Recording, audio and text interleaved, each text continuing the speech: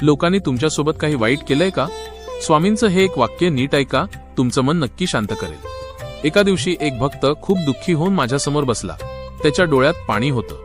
तो मनात म्हणत होता, स्वामी, मी लोकांसाठी इतकं चांगलं केलं, पण त्यांनी माझ्याशी वाईटच केलं. माझं मन खूप दुखावलं आहे.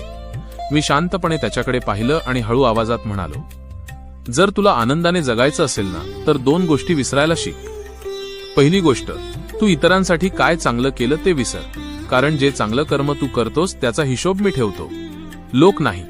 आणि दुसरी गोष्ट, इतरांनी तुझ्याशी काय वाईट केलं तेही विसर, कारण जर तू ते मनात ठेवशील तर तुझं मनच जड होईल. मी त्याला पुढे सांगितलं, बाळा, या जगात प्रत्येक माणूस तुझ्या मनासारखा वागेलच असं नाही, पण तू तुझं चांगुलपण कधी सोडू नकोस. लोक काय करतात याचा विचार करत बसलास तर तुझं आयुष्य दुःखात जाईल, पण जर तू सगळं माझ्यावर सोडलंस तर तुझं मन हलकं होईल. तो भक्त माझे शब्द ऐकून शांत झाला. त्याच्या डोळ्यातलं दुःख हळूहळू कमी झालं. मी शेवटी त्याला एवढंच सांगितलं, तू फक्त चांगलं करत राहा आणि बाकी सगळं माझ्यावर सोड, कारण माझ्या भक्ताच्या प्रत्येक अश्रूचा आणि प्रत्येक चांगल्या कर्माचा हिशोब मी ठेवतो. आणि ते ऐकून तो भक्त मनात म्हणाला, स्वामी, आता मला कळलं, आनंदाने जगायचं असेल तर विसरणंही शिकावं लागतं. श्री स्वामी